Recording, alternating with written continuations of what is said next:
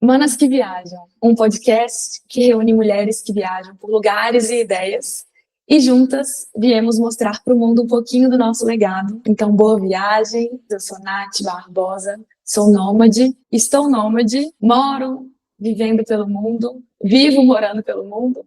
E gosto muito de trazer aqui para o podcast do Manas que Viajam as mulheres com as quais eu me conecto nessa jornada. Eu estou num fundo de apartamento com paredes brancas, uma selva de pedras na janela à minha direita lá fora, um cachecol lilás, uma blusa cinza, cabelo longo, preto, um fone branco. A nossa convidada está com fundo de casa também, bem aconchegante, parece, com muitas plantinhas, muitas decorações que lembram viagem, brasilidades, um sofazinho no lado direito, uma bolsa do lado esquerdo, um cabelo anelado, um colarzinho também de sementes, parece, um vestido colorido, um sorriso no rosto e pronta para conversar. Mano, seja bem-vinda, Cris. Pode se apresentar. Obrigada pelo convite. Eu sou Cris Marques, produtora de conteúdo do Raízes do Mundo. Produzo conteúdo há 14 anos, desde a era dos blogs, e desde então vou me adaptando às mídias sociais. E hoje a produção de conteúdo está no Instagram. Eu falo de viagens de todos os lugares, mas meu foco principal é Brasil, porque gosto muito de estar em contato com essa brasilidade, com a nossa cultura, com a nossa gastronomia. Viajo bastante para lugares de natureza e gosto de ter essa conexão com as pessoas locais também. Maravilhosa, te acompanho há muito tempo também. E aí, gente, conheci a Cris no carnaval, na fila do banheiro químico. Olhei assim pro canto e falei, quando eu minha irmã, eu falei, olha quem tá ali, olha quem tá ali. Aí minha irmã, toda assim, ela nem, quem? Não conheço ela. Eu falei, é a Cris, do Raiz do Mundo. Aí ela, uai, não conheço não. Aí eu, de longe, aí a Cris veio, aí eu, ai meu Deus, ela tá vindo pra cá. Mal sabendo a Nath que eu tinha perdido os meus amigos, estava sozinha, e aí ela me deu um oi, e para sempre nos grudamos no carnaval. Nos grudamos no carnaval, fizemos temos várias história de amor até com o show do El Chan. Vai, muito bom, adoro, adoro. Não poderia ser diferente, como duas viajantes soltas do mundo. Mano, me conta uma coisa, tem algo que te motiva para conhecer novos lugares? Essa vontade de conhecer o novo, né, é uma motivação de todos os viajantes, mas eu sinto que não é consciente, mas de uma forma inconsciente praticamente. Me motiva muito com as histórias, né? Eu sou muito curiosa pelas histórias dos lugares, pelas histórias das pessoas. O movimento já me motiva, mas não tem não tem algo racional que eu digo, isso me motiva a ir. Mas quando eu chego lá, eu percebo que o meu movimento ele se faz muito a partir da curiosidade, a curiosidade de escutar uma história, de saber, aquele lugar tem isso, porque você tem que ir lá, ou sem conhecer fulana, porque ela tem uma história de vida, e eu entendo que os meus movimentos, eles partem a partir desse lugar quando estou. Eu acho que a motivação de conhecer o novo, de conhecer algo novo, é esse start do ponto de partida de onde eu saio da minha casa até esse destino. Mas lá dentro, o que vai me motivar são as histórias, a curiosidade, para me conectar mais com aquele lugar, né? Chique. E quanto mais a gente vai conversando com pessoas, mais a gente vai descobrindo outras coisas, né? Nossa, é infinito, né? Tem alguma coisa que você faz, assim, para organizar os seus rolês de viagem? Olha, eu sou muito desorganizada. Eu deveria me organizar mais. Mas, assim, o que eu tento fazer, que eu acho que é muito importante, pelo menos na minha ideia inicial, é fazer uma planilhinha de lugares que eu acho importante conhecer, até pela produção de conteúdo também, para me organizar minimamente. E aí ali eu vou destacando lugares que eu quero conhecer, ou alguma história, algo curioso. Esses dias eu até dei uma entrevista e aí me perguntaram qual que era o meu planejamento, se eu me organizo muito, se eu pego as redes sociais como referências. Eu tento não pegar tanta referência nas redes. Óbvio que eu entro, dou uma olhada do que as pessoas estão conhecendo, para não ficar um roteiro muito engessado e ir apenas para esses lugares que estão bombando na internet. Então, o que eu tenho feito de planejamento hoje, que eu não fazia antes, é fazer essa planilha do dia que eu chego até o último dia para tentar otimizar esse meu tempo também, né? Porque eu já fui nômade, hoje eu não sou nômade, né? Eu tenho essa casinha aqui e eu sempre quero voltar para a minha casa. Não tenho a pretensão mais de sair, vou ficar e deixar o universo abrir as possibilidades e vou caminhando. Não, eu tenho data para ir, tenho data para voltar. Então, eu senti que esse planejamento, ele se fez necessário, principalmente nessa transição de deixar de ser nômade, que já tem muitos anos, mas ele faz com que eu otimize meu tempo nesse movimento. Eu já recebi mana aqui no Manas que Viajam que tem super controle de programação, outras que tem zero controle, outras que ficam tentando no meio termo porque tem um pouquinho de fome. Não, eu sei que eu preciso fazer algumas coisas. E quando a gente deixa fluir, a gente sabe que pode ser que eu perca alguma coisa, tá bem também, porque tem dias e dias, né, mano? Eu fiquei muito curiosa. Ai, pode falar. Não, pode falar, pode falar. Não, eu ia comentar da transição de nômade para fixa. A gente às vezes fica nessa ideia de que as coisas são muito permanentes. Eu falo muito disso aqui no podcast. E não são. Nada é muito permanente e a gente pode ser várias coisas. Então a gente tem que encontrar as nossas facetas. Eu acredito que a minha essência ela sempre vai ser nômade. Mas eu não tenho problema nenhum em falar quando eu estiver morando num lugar fixo, né? E tá tudo bem, é lindo são lindos esses movimentos. Como que foi para vocês? Tá, eu só vou concluir o negócio do planejamento, você falou das manas organizadas. Eu acho muito importante o planejamento, principalmente quando é para viajar para fora do país. Eu sou muito away, assim, deixa eu fluir, faço essa planilha só de lugares que eu vou passar, mas eu, por exemplo, uma viagem que eu fiz ano passado, que eu perdi dinheiro, foi para a Argentina, porque eu não me planejei financeiramente, e tem essa coisa da moeda, do câmbio, e aí hoje tem plataformas digitais financeiras, que se você movimenta por ali, você pega esse câmbio que é mais barato. Quando eu falei de alguns preços no Instagram, alguns amigos me alertaram, mas se eu tivesse me planejado antes, eu não teria gastado um dinheiro que eu gastei. Então, eu acho que um aprendizado que eu tenho, que eu já tinha, né, mas agora se reforçou, principalmente viagens internacionais, é bom ter um mínimo de planejamento, porque eu estou dizendo assim, eu faço planilha só, porque eu não faço nada de planejamento, então já fico aí. Sim, bom, muito bem colocado, inclusive. Agora, essa questão da transição, né? Já tem alguns anos já, eu fui nômade muitos anos, acho que foram 7 anos, numa fase onde que não se tinha essa quantidade de nômades que tem hoje, né? Hoje até o hype do momento é ser nômade digital, não tinha essa palavra. Eu deixei de ser nômade já tem pelo menos 6 anos. Então, eu fui nômade, foi 2011, eu acho. Era um momento que a gente não tinha internet, ninguém ganhava dinheiro com internet da forma que hoje ganha, não era tão mais fácil assim, a comunicação não era tão mais fácil, até o acesso mesmo à informação. Eu comecei a ser nômade numa época que a gente viajava com uma lapa de livro da Lonely Planet, a gente pegava referências de lugares para andar a partir de fóruns de viajantes. Então, era um outro lugar. Eu até falo para as pessoas, muita gente pergunta assim, como é que é essa fase, ser nômade, fazer essa transição para não nômade? Eu não sei se eu sou muito referência, porque eu venho de uma galera nômade muito raiz. Não estou querendo qualificar se é melhor ou pior, mais fácil, mas não é. Mas eu acho que hoje é muito diferente da época que eu fui. Era um outro momento, né? Se você considerar ser nômade há 10 anos atrás, é completamente diferente de hoje. Então, trazendo esse gancho de parar, com o tempo, podem perceber que eu não sou uma jovem. Sou uma jovem senhora que cansou. Resumidamente, que cansou de ficar andando, pulando igual pipoca de um lugar para outro com as mochilas nas costas.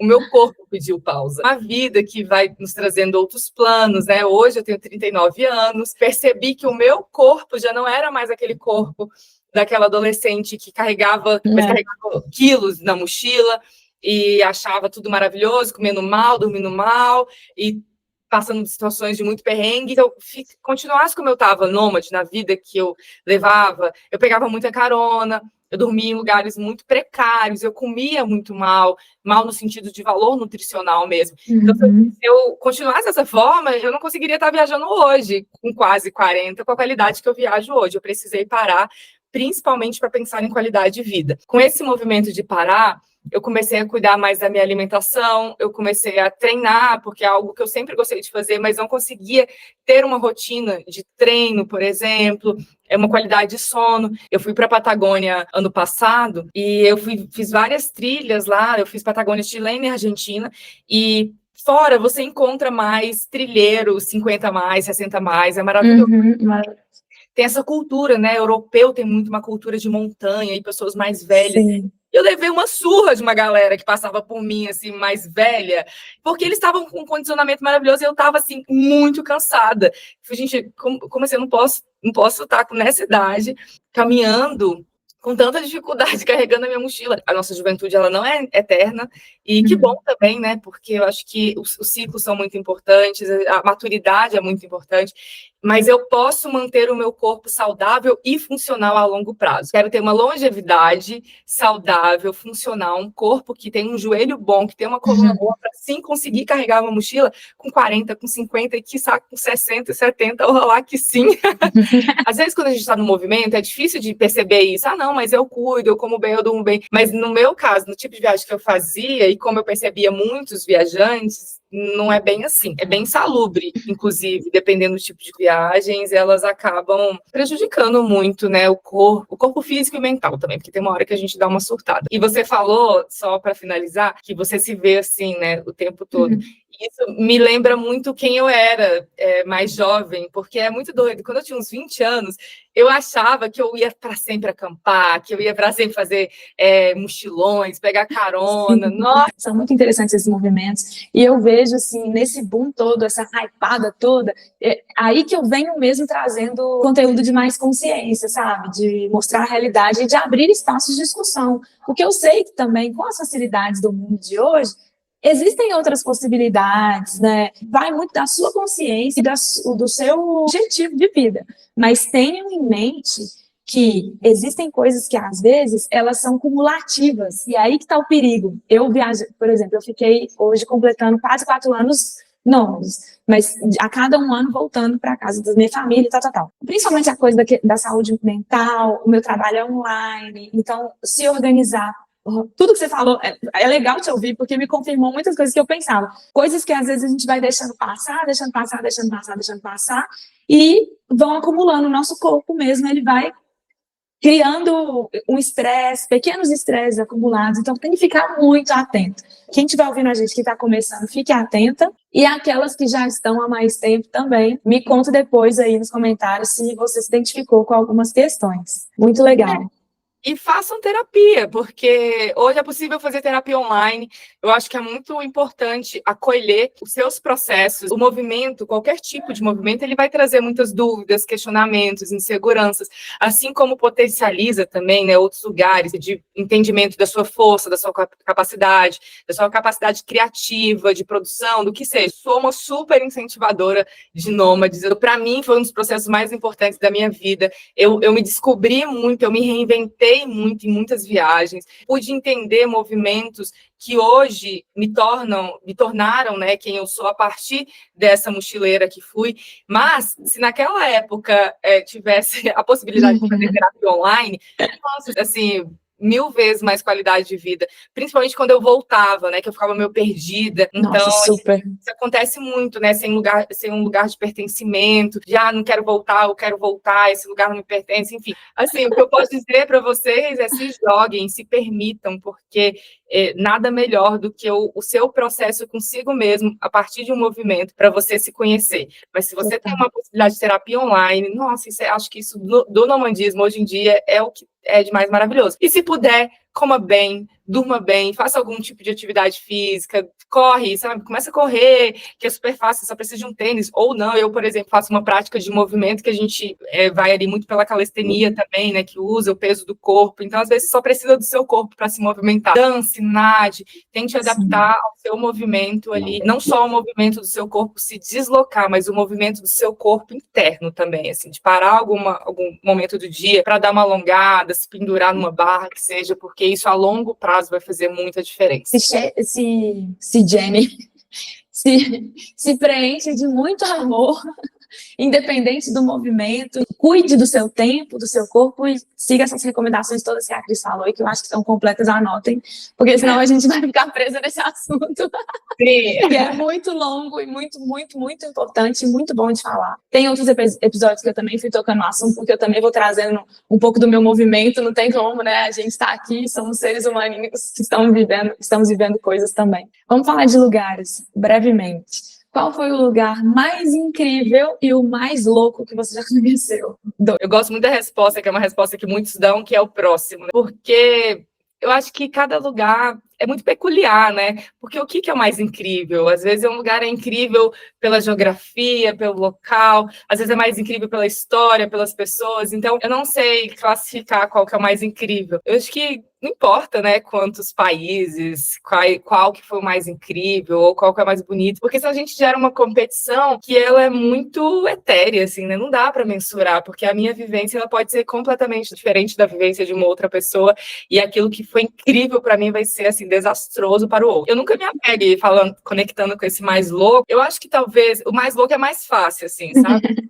Que aí são experiências, né? Não, é engraçado que eu fui fazer a pergunta, essa pergunta eu coloquei ela há pouco tempo. E como que a forma que a gente vai fazer a pergunta muda muito, porque eu tinha escrito assim, fala de um dos lugares, uma das viagens, né? Tipo, já muda do que você falar a mais, a menos. Mais, e aí eu tô olhando e falei assim, caraca, mas eu anotei, eu falei da forma mais clichê possível, que bom. Mas bom que a gente reforçou também essa questão, que é uma questão que todo mundo pergunta muito, principalmente as pessoas que não estão acostumadas a viajar, como a gente faz. E claro que, assim, tem lugares que a gente se conecta mais, que a gente gosta mais. Esses dias eu achei uns cadernos de anotações da época que eu era mochileira e tem muita coisa que eu até esqueci. Seria muito injusto, viajando mais de 20 anos, eu falasse, não, a mais incrível foi essa. Mas, a verdade, eu vou estar sendo enganada pela minha memória. Porque a memória, ela acaba sendo tá mais seletiva. fresquinho. E aí que vai estar mais fresquinho. Mas, assim, do mais... O que você falou foi o mais Louco. louco, né? Foi uma viagem em si, esse combo. Foi quando eu viajei, meu primeiro mochilão na época de nômade, e eu ficava morando nos lugares. E como eu falei anteriormente, era uma outra época. A gente monetizava nossas viagens realmente trabalhando fisicamente nos lugares. Então, acho que a mais louca que eu já fiz foi quando eu fui para o Equador e para a Colômbia. E eu fiquei 3 meses em cada país, em Taganga, que era uma cidade super mochileira na época, onde todo mundo passava, e no Equador, em Montanita. E eu morei ali naqueles lugares, e foi uma loucura, porque eu trabalhava como meseira, né, como garçonete. E essa viagem foi uma loucura. Bom, tem anos, né, tem mais de 10 anos, mas eu sei, acompanhando outros viajantes, que esses dois lugares, Montanita e Taganga, continuam sendo lugares louquíssimos, que os viajantes passam por lá.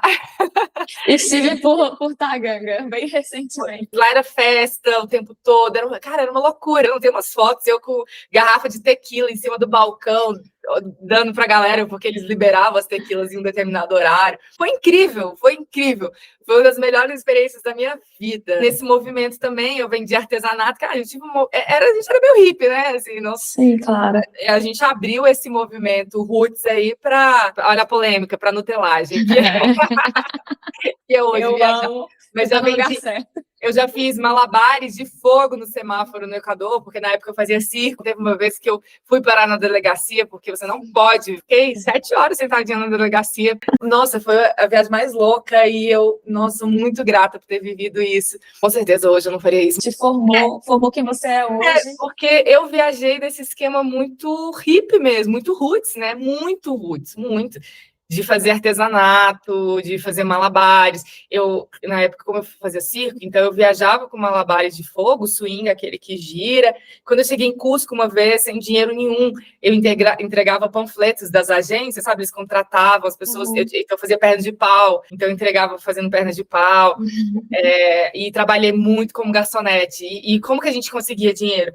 Porque eles, obviamente, a gente não tinha um salário fixo, né? A gente ganhava por noite, que trabalhava, e a gente fazia dinheiro com gorjeta.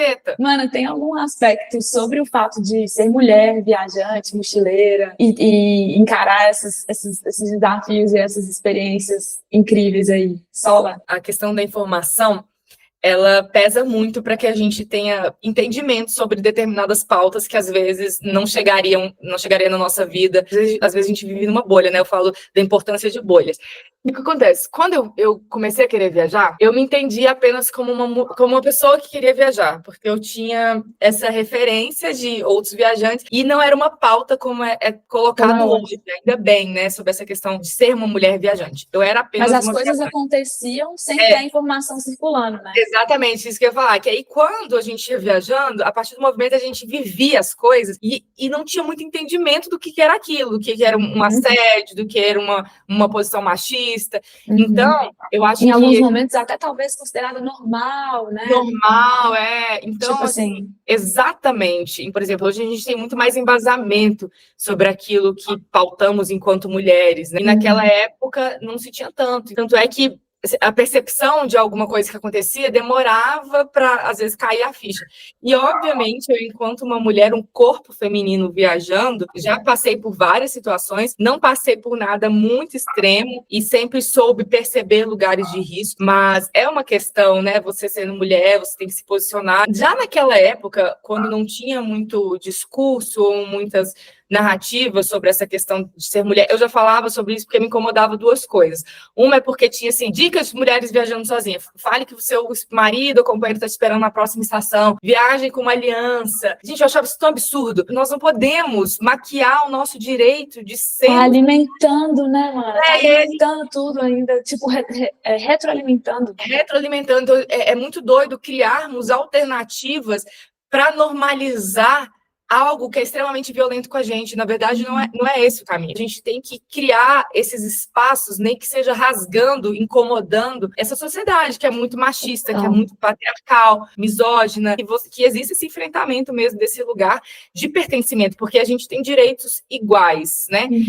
Mas, ao mesmo tempo, tomando cuidado, né? Tem países que não são tão seguros, né? Vista aí a questão da Índia, que aconteceu até recentemente com uma mana, com seu esposo, né, que foi abusada por 7 homens. Vê aí, Julieta, o que aconteceu, né, que infelizmente ela teve um fim super trágico. Então, mesmo hoje, a gente conversando, a gente entendendo, ainda estamos muito vulneráveis, infelizmente. Sim. E temos que, sim, ter cuidado ainda, sabe? Hoje, também, nesse meu movimento, que eu falo muito que tem relacionado com a maturidade, eu fiquei mais medrosa. Essa é a verdade, porque isso é importante falar também, porque a gente ouve muito das mulheres falando, não, porque, né, me empoderei, me cheguei, mas hoje eu sou muito mais cuidadosa, porque eu percebo que, não que o mundo mudou, não acho que o mundo mudou, eu acho que a gente recebe as informações globais em tempo real, quase. Então, somos bombardeados por muitas coisas boas, ao mesmo tempo, muitas coisas ruins, o tempo todo. Mas eu percebo que hoje, várias coisas que eu fiz quando mais nova, eu repensaria se faria da forma que fiz. Por exemplo, isso, pegar caronas, como eu peguei, dormir em lugares que poderia ter me causado algum tipo de risco, né? Então, hoje, se eu viajo, dependendo do lugar, já aconteceu ano passado, nessa viagem que eu falei da Patagônia, eu fui fazer um trabalho com a Jeep, então eu viajei sozinha um trajeto ali grande entre 3 países, e tinha vezes que eu, no meio da estrada, eu ficava muito cansada e eu parava em lugares, assim, completamente inóspitos. E às vezes, era só eu como hóspede. E eu tacava uma cadeira, colocava a cama na porta, talvez não, eram atitudes que eu não tinha antigamente. Então, assim, nunca passei por uma situação extrema, mas entendo que, infelizmente, o mundo ainda precisa evoluir muito no sentido de ser um lugar seguro para nós mulheres. Eu acho que já melhorou muito. Eu percebo que essa geração que vem, principalmente de mulheres viajantes, produtoras de conteúdo, essa geração de homens também, eles têm uma consciência muito maior em relação a esse respeito, né, dentro desse espaço assim, de entendimento dessa nossa presença. Eu estou falando isso enquanto viajante. Mas, ainda assim, estamos falando de um mundo que é estruturado a partir de bases masculinas, né? A partir de culturas muito violentas de mulheres. Então, a gente, infelizmente, ainda tem que ficar bem atenta. E, assim, vou dizer, muitas pessoas falam de países subdesenvolvidos, né, em desenvolvimento, mas as situações mais constrangedoras que eu vivi foi na Europa, por exemplo. Na Itália, por ter um fenótipo brasileiro, cabelo cacheado, nossa, Veneza, eu fui perseguida por um cara que parecia o cara que tinha saído da capa da revista de, sei lá, de modelo, porque ele era lindíssimo. Ele com uma lancha, tentando me chamar para jantar, para sair. Assim, muitas mulheres na época que comentavam, ai, meu sonho, imagina, em Veneza. Um homem, ele era realmente muito lindo, né? Um italiano. Mas, gente, isso também é assédio. A gente também tem que tirar esse pensamento higienizador, que o assédio ele parte só a partir de periferias, de lugares onde as pessoas são mais pobres, ou países em desenvolvimento, que as pessoas falam muito, por exemplo, da Índia. Cara, mas ok que a Índia é um dos países com maior número, infelizmente, de abusos a questões das mulheres, mas, assim, eu sempre falo isso, que um dos lugares que eu mais fui assediada foi na Itália, por exemplo. Porque eu não queria, eu já tinha falado para ele não. E esse cara ficava me seguindo. E isso também é um assédio. Pode romantizar o que for, como foi na época, mas não é. Então a gente também tem que perceber a partir desses lugares, ter também essa consciência de recorte de classe, que você sendo mulher, você pode ser assediado em qualquer lugar. Então a gente tem que, infelizmente, ficar atenta. Mas eu acho que isso tem mudado cada vez mais. É muito legal ver cada vez mais mulheres na estrada, mulheres sozinhas. Tem manas hoje que viajam com suas filhas. Sim. Acho que meu pescoço vai ficar até doendo, porque enquanto você falava tudo isso das mulheres, eu tô assim, é isso. Se eu pudesse também dar uma dica para mulheres, se fortaleça em redes de apoio de outras mulheres viajantes. Eu acho que isso é muito importante. A gente pode escolher estar sozinhas, mas o nosso movimento de rede de apoio, nós podemos nos fortalecer. Então, passou alguma situação, não guarda para si. Você se sentiu magoada, abusada, compartilhe com outras mulheres, para que você seja acolhida. Se você vai para um lugar que você não se sente segura, compartilha com outras mulheres. Inclusive, as manas que estiverem escutando e quiserem fazer parte da rede de apoio do Manas que Viajam, a gente tem um grupo no WhatsApp, que a gente troca muito, e às vezes quando as manas viajam, a gente compartilha dicas, compartilha localização e tudo mais. E hoje, agora chegando já para concluir nosso papo, infelizmente, como que é a Cris de hoje? O que você deixa por onde você passa?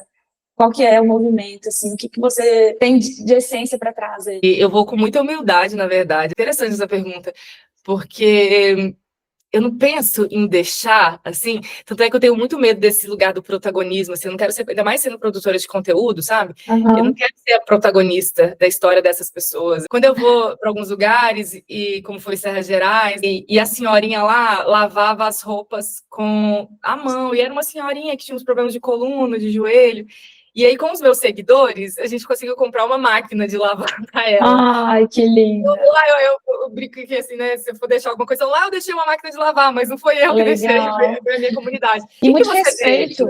Eu gosto sempre de tratar com muito respeito os lugares, assim, por onde eu tô, né? Principalmente nesse movimento que a gente vê agora, de um nomadismo digital que às vezes é um pouco agressivo, que deixa rastros de uma crise imobiliária, dependendo do lugar, que deixa rastros de sujeira, igual é uma característica do turismo mais de massa. Então, eu gosto de trazer esse reforço também, para a gente não gosto tanto da palavra empoderar, mas para a gente também se valorizar como mulher viajante, e como pessoa mesmo, e dois, para a gente inspirar também, talvez, práticas de mais escuta, de mais respeito, de mais contemplação, de espalhar alegria. Vamos inverter a pergunta. Se fosse para você, o que você deixa? Você deixaria o quê? Eu gosto de deixar uma energia positiva. Isso é o mínimo. Se existem outras coisas mais práticas, quando eu comecei, por exemplo, eu tinha na minha cabeça uma ideia assim, como eu trabalho com marketing, eu pensei, gente, eu quero tentar ajudar pelo menos uma pessoa ou uma empresa por onde eu passar com o meu trabalho, né, que é o que eu sei fazer hoje, marketing digital e tal. Porque rola muito isso nas cidades pequenas, por exemplo, as pessoas não sabem muito como é que funciona o mundo digital, e às vezes uma coisinha que você dá de informação, dá para fazer isso, e aquilo pode mudar o negócio dela, ou fazer ela olhar para as coisas de outra maneira. Eu acho que eu não quero deixar nada. Eu acho que eu quero trocar, sabe? Porque senão essa coisa assim, muitas pessoas passam por ali, né? Então, eu não preciso ser algo relevante. E não tem que ser para ser marca, né? Não é para deixar marcado. É isso que eu ia falar. Interessante essa pergunta, porque eu estou refletindo sobre. Às vezes fica muito essa coisa do colonizador, né? Será que eu preciso deixar alguma coisa para aquelas pessoas? Eu não preciso, às vezes, nem deixar saudade. Porque dependendo do lugar que eu vou, é tão impactante a minha presença ali, por mais incrível que sejam as trocas. Quando eu penso nisso também, eu não estou pensando em grandes cidades ou lugares turísticos. Eu estou pensando, por exemplo, sei lá, se eu vou lá para o interior do rincão do Brasil, assim, se eu vou para um lugarzinho inóspito, que tem uma comunidade quilombola, se eu vou, sei lá, para o Xingu, que tem ali a conexão com os povos originários. Cara, eu não quero deixar nada. Eu quero entrar ali e só receber, porque essa galera, eles têm muito o que ensinar. Eu tenho muito que aprender com eles. Por exemplo, eu fui para o Xingu. Foi uma das experiências mais incríveis da minha vida. Comigo foram outras tantas pessoas, né? Outros brancos, né? Brancos no sentido não indígenas.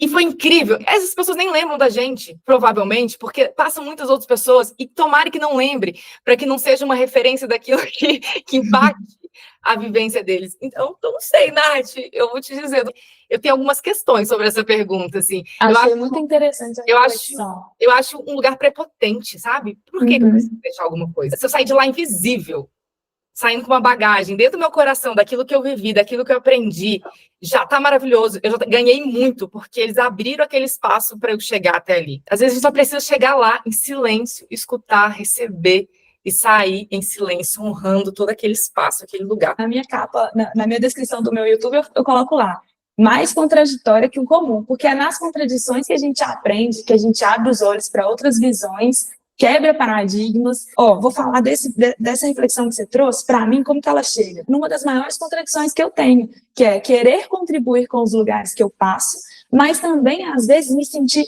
totalmente incomodada, porque a gente sabe que a realidade do turismo, ela é outra. O colonizador, o turista de massa, a sujeira, o comportamento invasivo, né? E eu observo muito isso, e eu nunca quero ser vista nesse lugar. O que você deixaria por aí? Nenhum rastro. Eu trabalho com a questão indígena há mais de 12 anos. Eu sou uma militante da causa indígena, cada vez mais. E eu percebo isso, assim, a gente tem uma certa prepotência de nós, viajantes, privilegiados que somos, porque, assim, se a gente viaja, somos privilegiados, assim, porque grande parte da população não pode viajar porque está no corre da vida. E a gente sempre tem esse lugar assim, eu tenho que deixar alguma coisa, e que seja alegria. Eu acho que isso é intrínseco da gente. Se você é uma pessoa alegre, se você é uma pessoa de uma boa energia, se você é uma pessoa expansiva, isso vai impactar, seja onde for, de forma positiva. Qualquer lugar. Isso não precisa ser um trunfo daquilo que você vai, eu vou levar isso. Tem uma frase que eu gosto muito, que é: se você quer crescer, diminua-te. Seja uma pessoa que vai olhar, aprender, porque às vezes eles têm muito mais a te oferecer. E falando isso, estou falando muito de povos originários, senão a gente vai estar sempre com essa visão do salvador. A gente contribui com respeito à cultura local, com a escuta, sabe? Escutar as pessoas mais velhas daquele lugar, escutar as outras mulheres. A gente contribui com a nossa alegria brincando com as crianças. Se a gente se permitisse a escutar mais, a sentir mais, a gente vai entendendo que as trocas, elas são bem mais sutis do que aquilo que a gente determina como uma falta do outro que eu posso levar. Mas, Cris, eu chego também com muita humildade, com muita reverência, sabe? Não gosto de chegar, oi, gente, oi, tudo bem? Loja, fulano, local, trabalho com marketing digital, como que eu posso te ajudar? Não, de jeito nenhum. Eu sempre chego, observo, vou entendendo o meu lugar naquele espaço. Eu acho que isso é muito importante. Então, assim, com essa super reflexão que explode a nossa cabeça, a gente conclui o episódio. Muito obrigada, Cris, pela sua presença, pela sua participação, pela troca.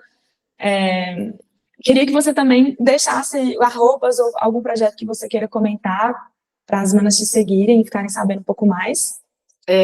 Eu que agradeço o convite. Quem quiser trocar mais ideias, principalmente sobre esse último tema, bora conversar. Vocês podem me seguir pelo Raízes do Mundo. Eu faço também expedições, viagens para Chapada dos Veadeiros e para outros lugares no Brasil só com mulheres, ou também travessias que são abertas também ao público geral. E também faço convite para quem passar por Brasília. A minha casa é uma casa aberta para Airbnb, né? Eu sou bem seletiva de receber pessoas, porque uma das minhas prioridades, quando eu tivesse meu cantinho, é que eu pudesse ter um quarto para receber pessoas. Então, a minha casa também está aberta aqui. Vocês me encontram no Airbnb, ou só me chamar também pelas redes, caso estejam passando por aqui. Brasília é uma cidade super interessante, mas muita gente passa aqui só para ir para a Chapada dos Veadeiros. Então, é válido também. Legal. Fechou, muito obrigada. Colocarei tudo isso nas descrições. Gente, inscrevam-se no canal. O nosso episódio também fica disponível no Spotify, lá no programa oficial do Manos que Viajam no Spotify. Tem a minha newsletter no Substack, estamos no Instagram, em todos os lugares. Beijo para todas. Prazer mais uma vez conversar com você, Cris. Muito obrigada. Obrigada pelo convite. Até o próximo carnaval.